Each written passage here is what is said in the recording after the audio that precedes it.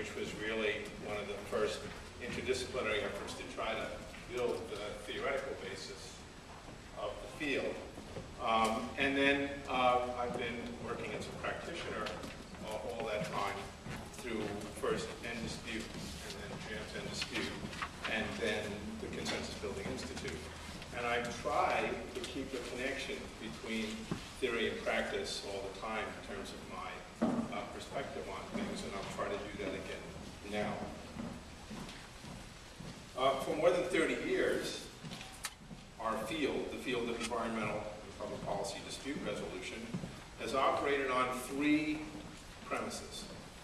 First, government, meaning federal, state, and local, will eventually mandate, or at least come to realize that mediation and other forms of collaborative problem solving ought to dominate the ways in which administrative actions are handled. Just wait and they'll require it, and then there'll be work for everybody. Second premise, if we can create a sufficient supply of mediators, supply will drive demand for our services. That's the second premise. We created a supply before there was a demand, in the hope that if you had this giant supply of qualified mediators staring at you, how could you not want to use their services? And the third key premise we've operated on for these 3 decades is that highly visible successes will make the case for our services and demonstrate the value added of getting professional neutrals involved in the public arena. It's just going to be a case, an example.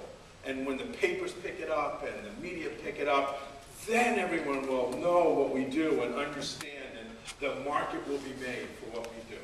Those have been, in my mind, the 3 key premises with regard to the subfield that we're part of.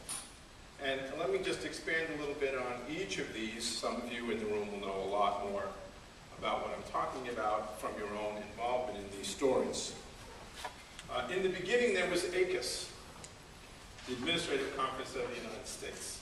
Doesn't exist anymore, but for a period, assistant secretary level appointees from all federal agencies, plus I think it was almost a dozen presidential appointees, tried to find ways of enhancing the effective operation of government. We actually had an entity like that. And they, with help from Phil Harder, who's not here, pushed for negotiated rulemaking.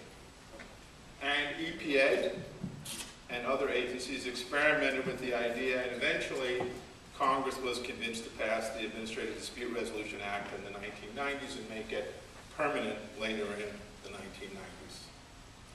We were sure that all subsequent efforts to draft complicated regulations, if only to avoid the delay of litigation, would involve negotiated rulemaking assisted by trained mediators listed on the roster prepared by the United States Institute for Environmental Conflict Resolution.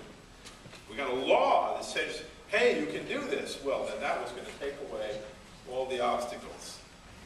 Look at how many rules are actually treated in this way compared to how many ought to be treated in this way. And we thought there would be a spillover from rulemaking to other administrative and policy-making activities of the federal government.